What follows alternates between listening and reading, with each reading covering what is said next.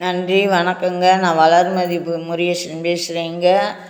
முன்னாடி பெரியகுளம் மாவட்டம் அப்படின்னு ஒரு பேர் இருந்தது. இப்போ இந்த பெரியகுளம், தேனி பக்கத்தில் இருக்க பெரியகுளத்தில் வந்து பார்த்திங்கன்னா சுப்பிரமணியர் கோவில், அதாவது பெரிய கோவில்னு ஒரு பேர் இருக்குது, சுப்பிரமணியர் கோவில்னு பேர் இருக்குது.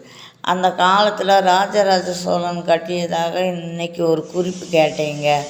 மேடையில் எல்லோரும் பேசிக்கிட்டு இருந்தாங்க. பேசையில் வந்து இந்த கோவில் வந்து ஆதிக்கால கோவில் அப்படின்னாங்க.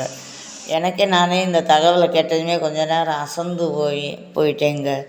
ஆமாங்க, இந்த கோவில் ரொம்ப பிரபலியமான கோவிலாங்க. அம்மன் வந்து பன்றி உருவத்தில் வந்து பன்றி குட்டிகளுக்கு பால் கொடுத்ததுனால பன்றிக்கு இறங்கி வந்த ஈசன் அப்படின்னு சொல்லி ஒரு பாடல் வரி வரும் திருவாசகத்தில்.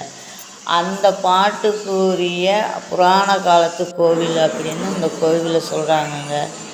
ஆமாம், நானும் தேனி மாவட்டத்தில் தான் இருக்கேன். இந்த கோவில் வந்து இன்றைக்கி தாங்க கேள்விப்பட்டேன். இந்த கோவிலில் பார்த்திங்கன்னா ஒவ்வொரு தூணும் நம்ம வந்து பில்லருன்னு இப்போ சொல்லுவோம்ல, அந்த தூண் மேலே இருக்க பார்த்துக்குங்க. இது வந்து கீழே இருக்க தூண் இல்லை, மேலே போட்டு இந்த காங்கிரீட் போட்டிருக்காங்க. இதெல்லாம் ஒரு அதிசயமாக இருந்துங்க.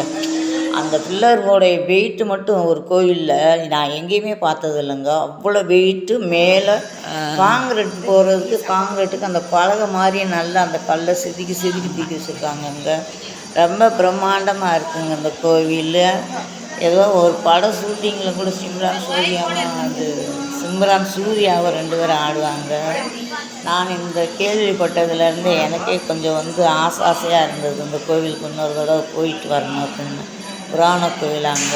அந்த காலத்தில் வந்து பக்கத்தில் இருக்க ஆற்றுல வந்து வராத நீர்க்கரையத்தில் வந்து எங்கே புறம் புண்ணியதானம் பண்ணுவாங்க, அஸ்தி கரைப்பாங்க, எல்லாமே செய்வாங்க. இந்த கோவிலுக்கு நான் அடிக்கடிசாக போயிருக்கேன், வந்திருக்கேன்.